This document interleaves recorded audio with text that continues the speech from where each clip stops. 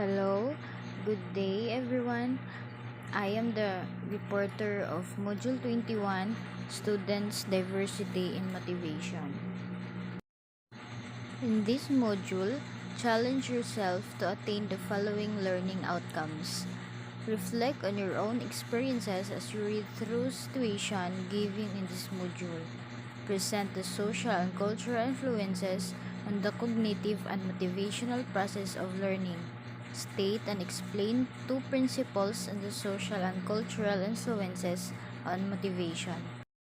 So here's the following research findings. A. Young children often want to gain teachers' approval to be motivated, while the older ones are typically more interested in gaining the approval of peers. Mostly our young children, even now, they want to be praised from their teacher, or they want to hear any compliments from their teachers. This will be their motivation to study hard. Compliments is so ways to encourage two students to keep going, while the older ones, who are the high school students, they are more interested when they hear a compliments by their peers or classmates.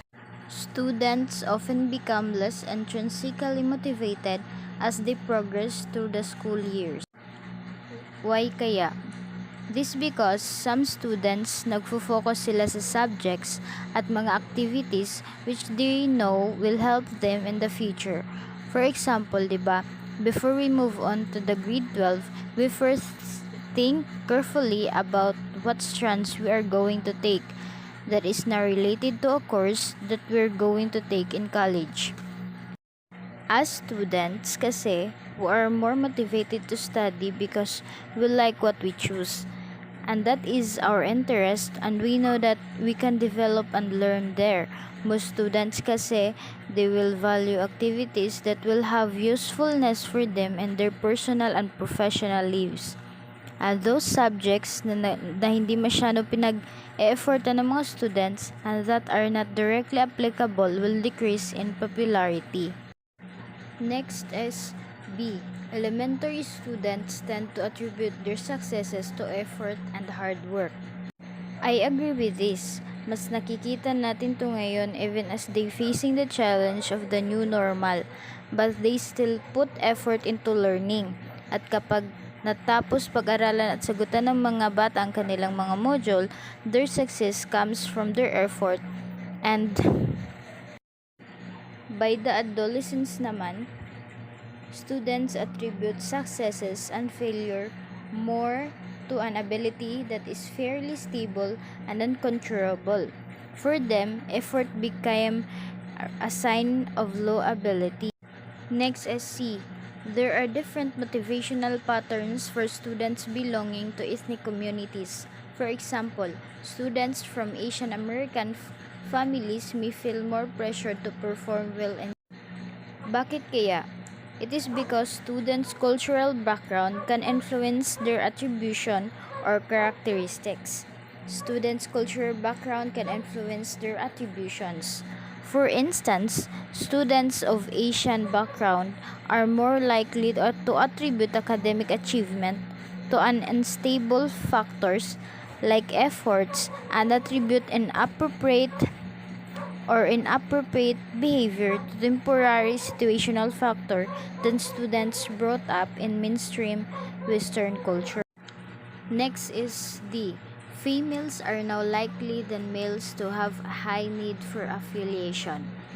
Females are more likely to embrace and overvalue their academic abilities than males. In my previous high school, studies actually had male classmates who had no interest in studying. I'm not saying all male students are like that, but many are really not interested in doing projects, performing in school activities, and even joining organization inside and out the school. Mas nakikita kasi natin sa female students that they are more concerned about doing well in school. They work harder on assignments, earn high grades, and they're more likely to graduate from schools. And then, we typically find boys than girls on our achieving students. Next is E. Students from low-income families are among those most likely to be risky of failing and dropping out of schools. A child's become more motivated when their parents supports them and their learning. They study hard to succeed, but some families really can't afford their children's education. So even if the child wants, but they can do nothing but to stop studying. 'Di ba madalas nating sinasabi na kapag gusto may paraan, pero hindi lahat ay pare-pareho ng sitwasyon. This is the reality for them. And the pattern of failure may start quite early for many lower income students, especially if they have not the early experiences to upon which is school learning often fields. But nowadays naman, halos lahat ng public schools ay libre na. So even students are from low income family, they can now study free and they will no longer be endangered in failing and dropping out of school. Next is F. Students with special educational needs show greatest diversity in motivation. Here are some students. First, some students who are gifted. Those students may have high intrinsic motivation to learn classroom subject matter, yet they may become easily bored if class activities don't challenge their abilities. Kaya nga may mga ganyang students na nag-move forward in higher level kasi nawawalan sila ng gana if makikipagsabayan sila sa kanilang ka-level. Next is students with specific or general difficulties. Those students, they may signs of learned helplessness. Mas kailangan talaga nila ng tulong with regard to classroom tasks. So as a future teacher or educator, we have to think of a different way on how we can motivate such students, especially if their past effort have been repeatedly met with failure. And lastly is the students who have difficulty getting along with classmates.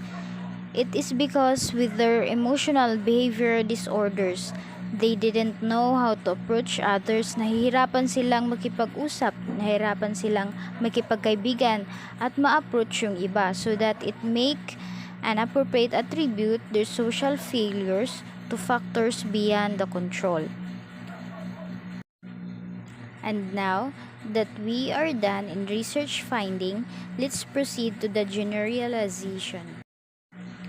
Generalization, students' motivation is likely to vary as a function of age, culture, gender, socioeconomic background, and special education needs. There is no single best method of motivating learning. In classroom, we have different students with varying ages and gender, and most especially cultural background and socioeconomic status. Our students' motivational drives reflect the elements of the culture in which they grown up, their family, their friends, school, church, and books.